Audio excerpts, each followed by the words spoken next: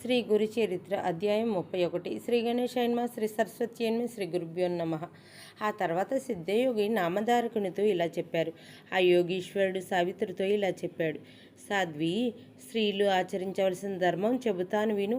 పూర్వం కాశీలో అగస్త్య మహర్షి ఆయన భార్య లోపాముద్ర నివసిస్తూ ఉండేవారు.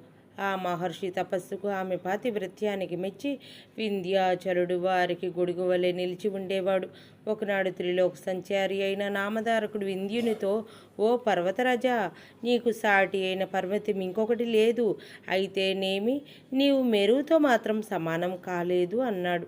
అప్పుడు రోషంతో వింధ్యాచలుడు మేరు పర్వతాన్ని మించిపోవాలని పెరగసాగాడు. అందువలన ఆ పర్వతానికి దక్షిణంగా ఉన్న ప్రాంతమంతా చీకటిమయమైంది. సూర్య దర్శనం అవునందువలన ఆ ప్రాంతంలోని ప్రజల నిత్య కర్మాచరణ తారుమారయ్యింది. అప్పుడు ఋషులిలా విషయమై మొరబెట్టుకోగా అతడు బ్రహ్మకు ఆ విషయం విన్నవించాడు.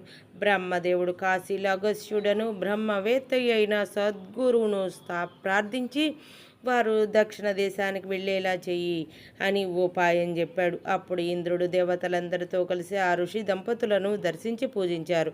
అప్పుడు మహాపతివ్రత అయిన లోపాముద్రను కీర్తిస్తూ ఆమె మహిమకు కారణమైన పతివ్రత ధర్మాలను దేవగురుడైన బృహస్పతి ఇలా చెప్పారు. స్త్రీలు ఎల్లప్పుడూ తమ పతిని శ్రీహరిగా భావించి సేవ చేయాలి. విసుగన్నది లేకుండా అతిథులను ఆదరించాలి. భర్త అనుమతి లేకుండా ఏ దానమూ చేయకూడదు. సాధ్యమైనంత వరకు పొరుగిళ్లకు పోకుండా తప్పనిసరి అయినప్పుడు తల వంచుకొని వెళ్ళాలి. దుశ్శీలురైన స్త్రీలతో స్నేహం చేయకూడదు. ఉత్సవాలకని యాత్రలకని ఒంటరిగా వెళ్ళకూడదు.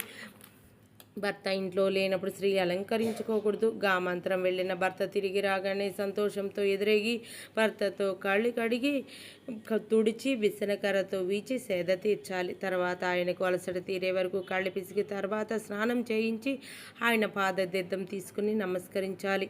అటు తర్వాత అతన్ని చిత్తంను అనుసరించి ఆరోగ్యానికి హితకరమైన భోజనం పెట్టి అతన్ని ఉచ్చిష్టాన్నే ప్రసాదంగా భుజించాలి.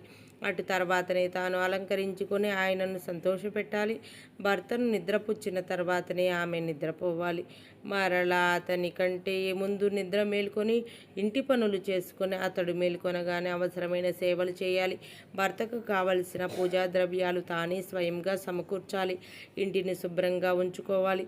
భర్త సంతోషంగా ఉన్నప్పుడు తాను విచారంగాను, భర్త విచారంతో ఉన్నప్పుడు తాను సంతోషంగాను ఉండకూడదు. భర్త కోపించినప్పుడు క్షమించమని ప్రార్థించాలి. భర్తతో తగువులు ఆడకూడదు. అతడు కోపంతో అన్న మాటలను మనసులో ఉంచుకోకూడదు. భర్త ఆజ్ఞను అనుసరించే భార్య నడుచుకోవాలి. భర్త ఆజ్ఞ లేనిదే వ్రతాలు ఉపవాసాలు చేయకూడదు. భర్త యొక్క ఆయుష్యాభివృద్ధికి గాను పసుపు, కుంకుమ, మంగళసూత్రం మొదలైనవి భక్తితో ధరించాలి. భర్తకు ఇష్టమైన ఆభరణాలు, వస్త్రాలు మాత్రమే ధరించాలి. అత్తమామలను, బావమరుదులను, ఆడుపడుచులను విడిచి వేరుగా ఉండాలని అనుకోకూడదు. భర్తకు లభించిన దానితోనే సంతృప్తి చెందాలి. ఇరుగు పొరుగు శ్రీమంతులను చూచి భర్త అసమర్థుడని నిందించకూడదు. యాత్రికులు యాత్రకు పోతుంటే తాను కూడా పోవాలనుకోకూడదు. పతి సేవయే యాత్రగా, పతి పాదోదకమే తీర్థంగా పతివ్రత భావించాలి. భర్త లోబి అయినా, రోగి అయినా, వికలాంగుడైనా అతనినే పరమేశ్వరుడిగా భావించి అతనిని పూజించాలి. అట్టి పతివ్రతను చూచి త్రిమూర్తులు కూడా సంతోషిస్తారు. ఇలా చేస్తే యథేచ్ఛగా సంచరించే ఆమె పుణ్యమంతా నశించి నరకానికి పోతుంది. మరొక పతివ్రత పాదధూళితో కానీ అట్టివారి పాపం నశించదు.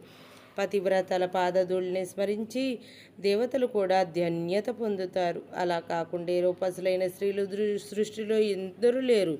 అయినా పతివ్రతల వలనే వంశమంతా ఉద్ధరించబడుతుంది. 7 జన్మల పుణ్యం వలన కానీ అట్టి ఇల్లాలు లభించదు.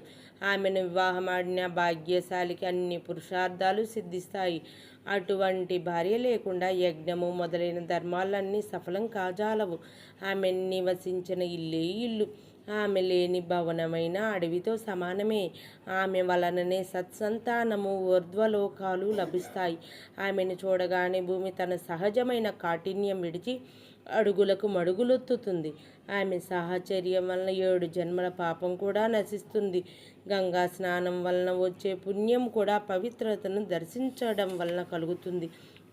శ్రీ దత్తాయ గురవే నమః. శ్రీ శ్రీపాద వల్లభాయ నమః. శ్రీ నృసింహ సరస్వత్యై నమః. 31వ అధ్యాయం సంపూర్ణం.